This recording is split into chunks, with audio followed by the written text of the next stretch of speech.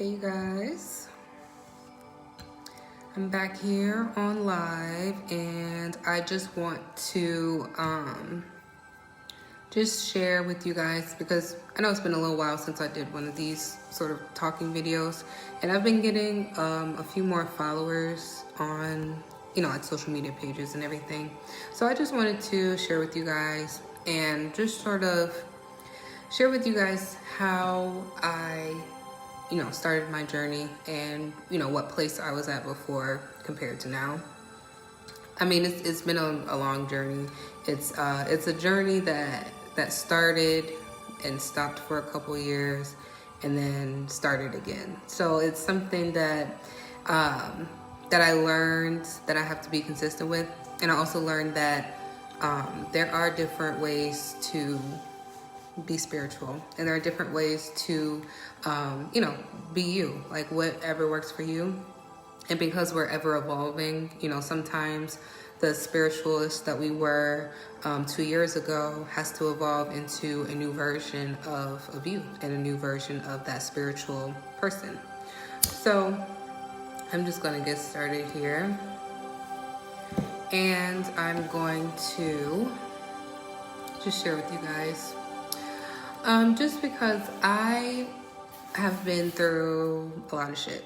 So when I first moved back to Buffalo, I was 16 at the time. Literally, I moved here, I think the day after my birthday. So it was one of those things where it's just like, you turn 16 and then you literally start a whole new life. So I unfortunately met somebody on the train that I regret meeting them, but I understand the lessons that I had to learn with meeting them. So this guy, he was not a good person at all. He was not someone who was of moral standard in any way, shape, or form. And it's something that I wasn't able to recognize just because of the lack of having a father figure in my life and the lack of my father even being in my life. So my vision of what is an acceptable partner and what is not was always blurred. That line was always blurred up until now. I'm able to recognize what is, beneficial for me and who is not. So, I met him on the train, and of course, like all guys are, they're nice for the first time you meet. Everything is cute and fine. And I actually ended up in a situation that, I never thought I would be in, and I never thought that I would ever experience. And I'm sure my family didn't think I would experience it either. So I actually worked for him in various ways. I was sex trafficked at 16 over here, and it's something that it sticks with you. So it's something that it still pains me to talk about, just because it's still so much that I'm uncovering of the experience that I had with him. It's so much that I'm just realizing that happened to me while I was with this man. And the more you explore yourself, the more spirit allows you to see the events of your past. Your higher self isn't going to just bombard you with all things that happen to you. Sometimes we get little bits and pieces, and sometimes we get full scenarios of everything. So it's one of those things that it's hard to talk about, but it's necessary to talk about, because I don't want anyone who has been in my position to think that they're ever alone and they're ever, I don't want them to think that there's no hope, because I had no hope, none at all. And to be in this position is, it's beautiful. So, sorry.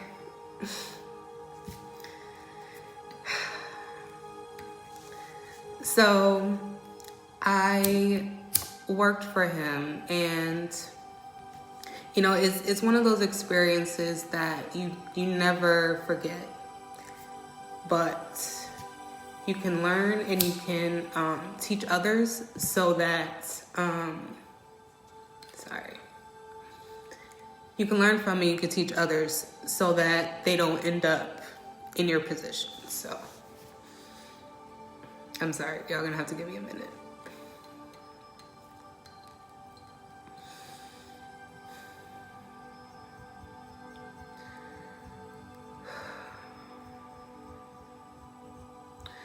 So, being a teenager and being in that position, still having to go to school, still having to be a big sister and a little sister, it's something that you have to keep hidden, and we all know what happens when you tell people about your abusers.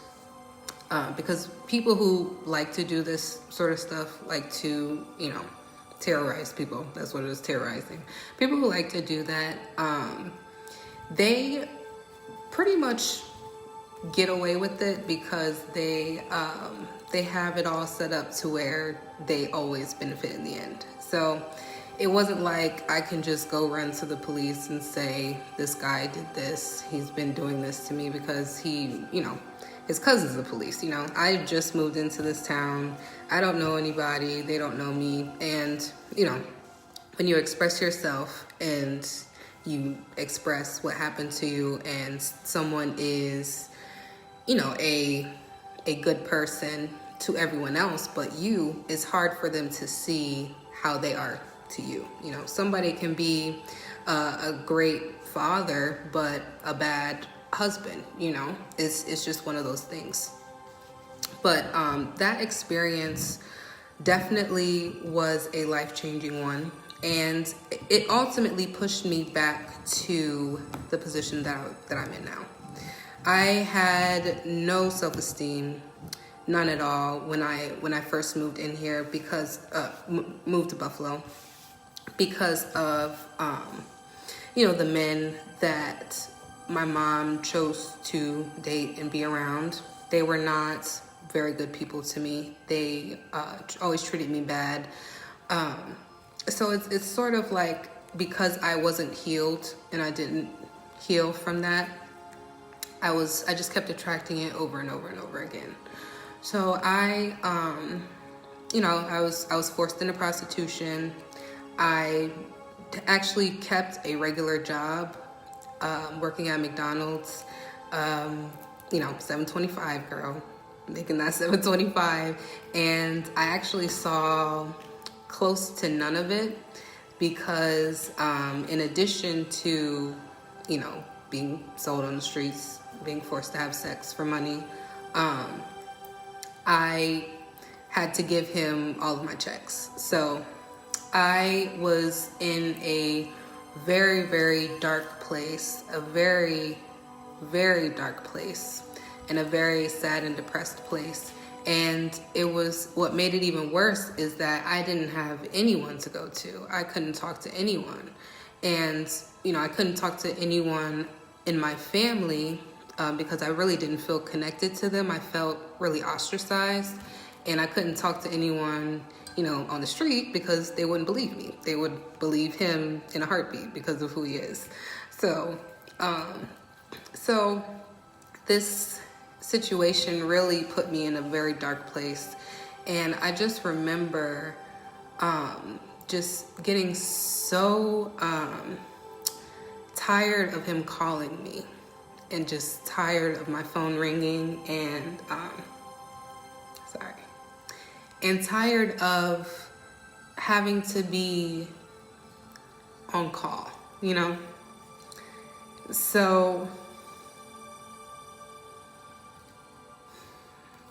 I just remember being in my room and just sitting and crying and praying. I think I cried for maybe like an hour straight of just tears flooding down, because it got too much. It was too much for me to handle. I just screamed to anybody. I just said, I don't want my phone to ring anymore. I don't want him to call me. I don't want to have to give my money away. I don't want to have to be this person that I was forced to be, all because I said hi to the wrong person. It's one of those situations.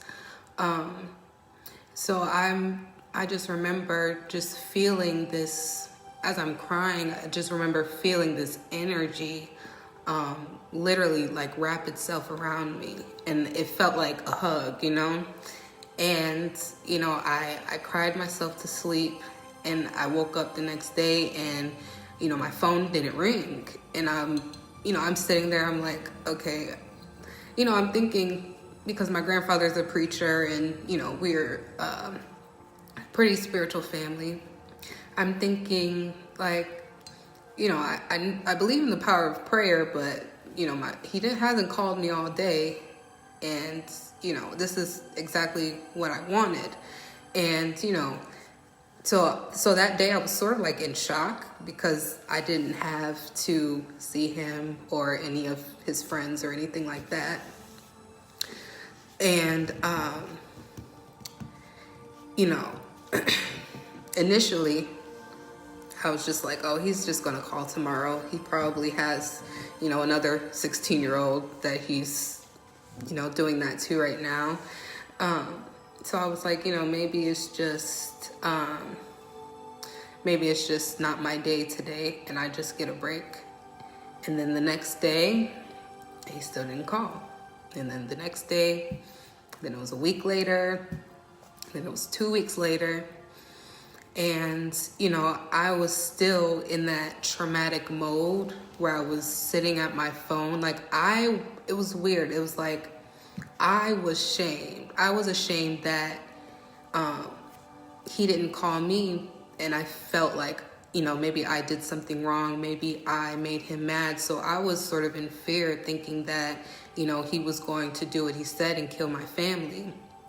So I'm a little nervous and scared because I'm thinking, I pissed him off, and come to find out he's in jail for something pretty bad. So I initially just thought it was just luck. I was just like, maybe I just got lucky. Maybe, the universe just decided to bless me that one day, the one time I recognized the blessing. That's the thing, you really have to recognize what a blessing is. So I just thought I got lucky that day, or, that couple weeks and everything like that. So, initially I was in shock, and initially I was sort of sad for him. And I feel like that's really where trauma bonding comes in, and the pimp and hoe relationship. That's how it goes. And I felt empathy for him, even though he did all of these bad things to me. And that's what trauma will do. That's what pain will do. And initially, I was thinking to myself that, it was no way for me to just move past this. Like, I never got a chance to have a normal, regular life, I never got a chance to have that experience. So,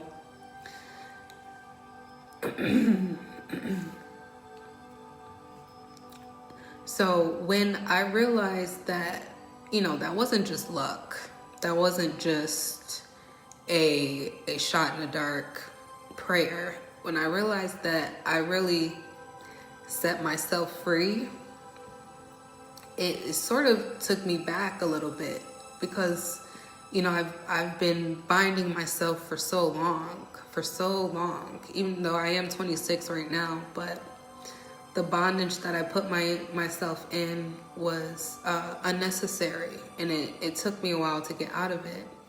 because, you know, once he left and once he stopped calling my phone, you know, I finally graduated school. I was able to, like, at least get a couple of months of a clear head in high school. You know, you're already dealing with high school drama, home drama, and now, you know, in between high school drama and home, I got to deal with street drama, with his drama.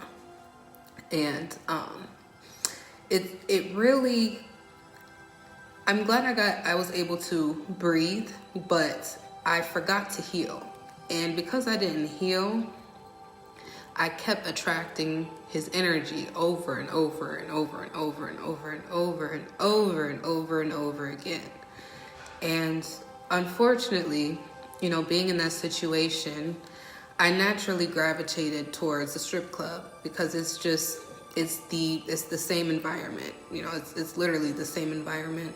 There's been a few girls that I've met in the strip club who, you know, who have pimps and who are still being pimped out. It's very unfortunate, but it is the environment, and you have to know what attracts you to certain places. And because I didn't heal that energy, you know, it was a step forward into, you know, my independence and my self-confidence and things like that. Because, you know, being in the strip club, I'm not just going to demonize it all and say it's just all bad, it's all shit. It helped me in many ways, but it also destroyed me in many ways, you know, because I was not strong enough to handle all that came with it, you know. And, you know, being in that situation, it really allowed me to not only see the world for what it is, but see people for who they are, you know? Because that's the thing, nobody wants to be the bad guy. Well, some people do, the weirdos do. Nobody wants to be viewed as the bad guy. So some people like doing bad things and, you know, wants a cover to do that. And, you know, that's honestly the perfect place to be is, you know, his position that he was in. He was very well known around town and very well liked. So it was easy for him to hide who he really was. And because this guy, because he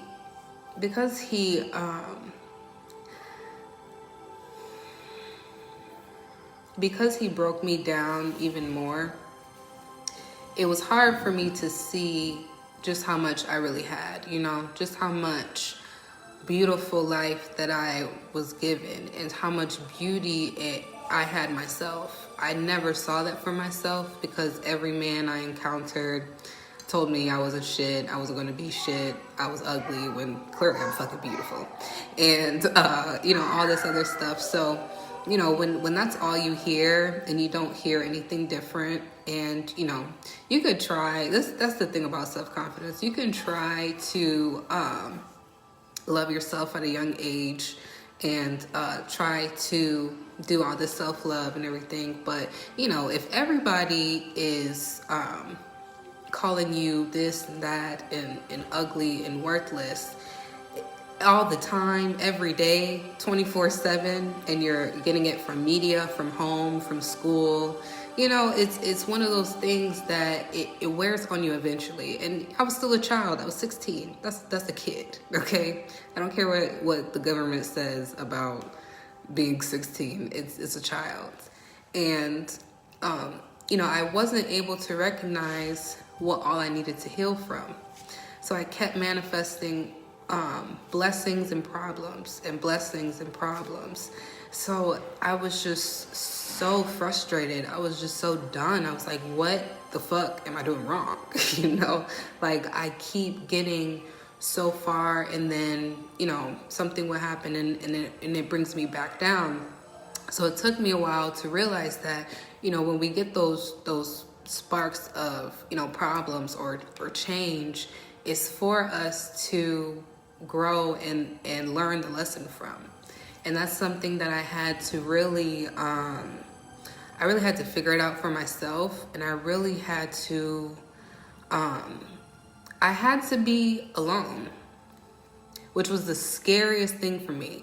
Like, being alone, like, I was already alone, but being by myself, finding out myself, you know, redefining myself, it was the scariest thing, because I was told all my life who I was, and I was told all my life who I need to be, and I was told all my life who I'm supposed to be. And as I look at myself, yes, I'm beautiful. Yes, I have this body. I can't, you know, it's only so much I can do to hide a butt and boobs, you know, it's only so much I can do. And, you know, I can't disguise how beautiful my face is. I just can't do that.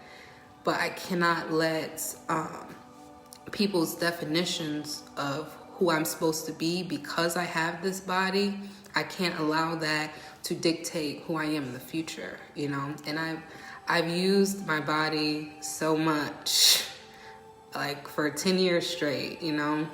And I got to a point where just my body was tired, my soul was tired. I was just spiritually, mentally, physically exhausted.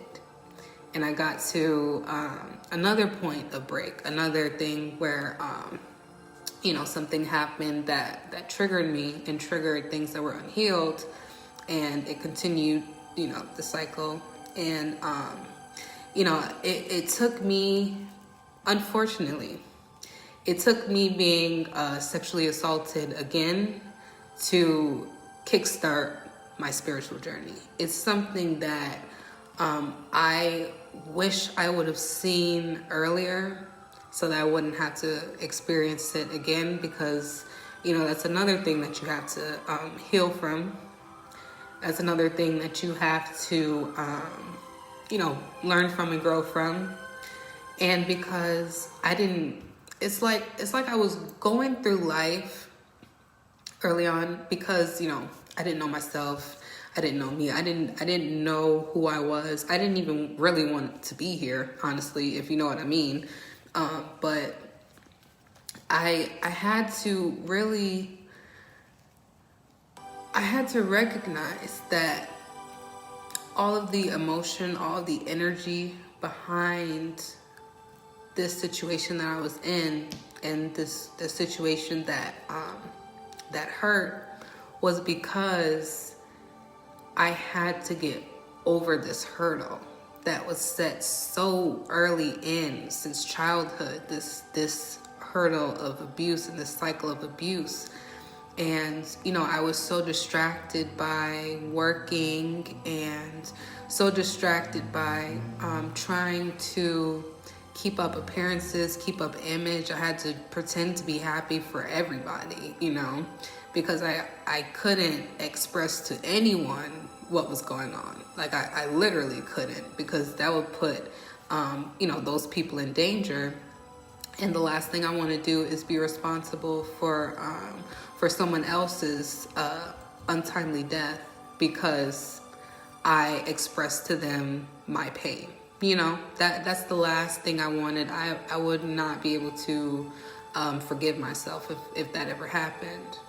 So, you know, to be alone and to be by yourself and to understand your spirituality and to understand what spirituality means to you is very important, because people can define it for you, and it can lead you on a whole different path. Because early on, you know, my magic wasn't, you know, baneful or anything, but because I was so unhealed, I was definitely more quick to do, you know, magic geared toward revenge than magic geared towards my healing. It's like I had blinders on. I couldn't see myself because the trauma was so thick, you know. I couldn't see the life I was living because I was knee deep in my trauma, and I kept manifesting my trauma over and over and over again.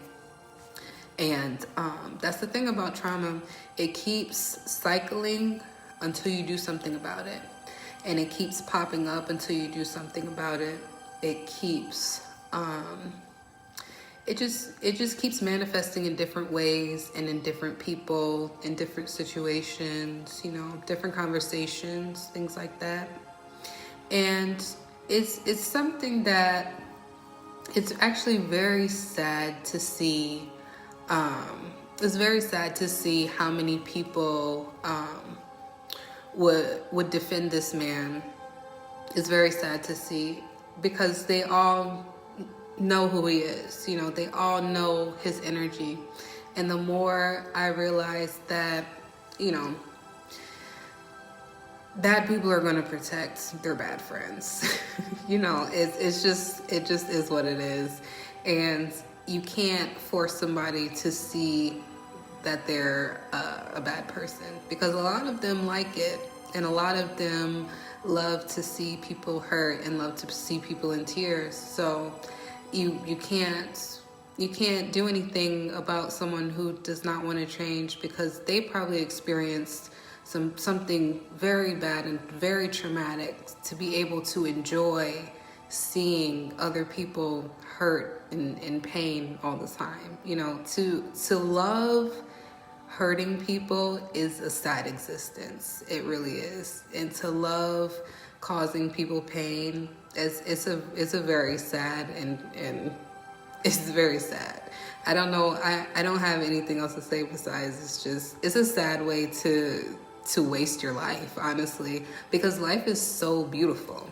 We get gifted a chance to create anything we want, and we don't even see it for ourselves. We don't see it until it's too late, until we're in a casket, you know, and then we gotta come back and forget all over again just to, you know, be this energy over and over and over again. So I'm definitely glad that I won't say that I'm happy or anything that I gained this trauma, but I am happy that I'm able to recognize what a genuine soul is, to recognize what, you know, a true, genuine person is. Unfortunately, there's not a lot of them out here, okay? Not a lot of them, but it's a beautiful thing to know where they are. You know, I was looking for positive people in horribly, disgustingly depressed places, you know, and it's like one of those things where you're trying to find a shark in a puddle. You know, you could keep looking for that shark. It's not going to be in the fucking puddle, okay? It's like giving yourself an impossible task and an impossible mission. It's never going to happen, you know. And it's one of those things that I recognize for myself. Like, honestly, the pain that I've been through was necessary for me to teach others, because people used to look at me and just be envious of me, and I would just be like, why? Like, do you know my life? Do you know what I have to do when I get out of school? Like, do you know what I'm forced to do when, you know, the school bell rings and I get on that bus? I don't go straight home. You know, I don't get the luxury of, you know, having mother and a father embrace me with love. I got nothing. I was by myself, and I had to endure what it is to be by yourself. And because I couldn't be by myself, I kept seeking someone to help me be less lonely, you know. But I needed to be lonely. I needed to see the world for what it is. I needed to see people for who they were. And I needed to see myself. I needed to see who I was and who I wanted to be, you know. And so many times we get so caught up We get so caught up in just paying bills and so caught up in trying to keep up these images for people, and we don't even take time for ourselves. Like, who are you? Who do you want to be? You can be anyone you want to be. Anyone at all. Who do you want to be?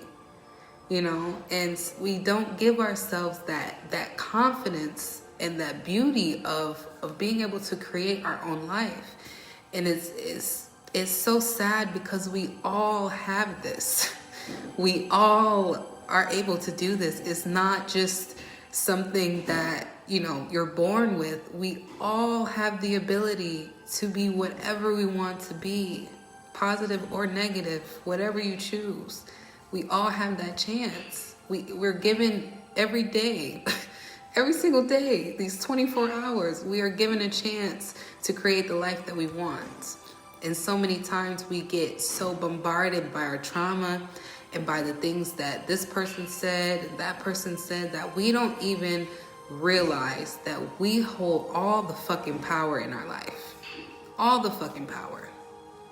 We keep giving it away. We keep giving it away consistently. And it's something that, you know, I had to learn. Even though I am 26, I'm so glad I learned it at this age, you know, because I feel like it's so many people who are older than me that are just mentally stuck and they can't budge that, you know, that trauma. They just can't break free. It takes so much more time to break them free. And I'm just in so much gratitude because even though the traumatic things happened to me that kickstarted my journey, even though they happened, they were a necessary poison, you know, so I can, so my body can give me the antibodies, the antidote, okay? It was a necessary poison so I can see all the beauty within me and all of the things that I am trying to be, you know? We have to stop allowing so much of the negative and so much of the past to dictate our future. I know it is easier said than done, trust me, okay? I've been stuck in this cycle 10 years straight, just using my body in any way, shape, or form, stuck in survival mode, just not knowing that I have a future, not knowing that I can make a future for myself. I honestly, I wanted so much more out of life, but, you know, early on I wanted so much more, but I couldn't even I couldn't even see myself in the mirror. You know what I'm saying? I couldn't even recognize that everything that I was asking for in other people were already within me, already inside me. And, you know, I'm so capable of doing all this by myself, you know? It's hard, but it's worth it.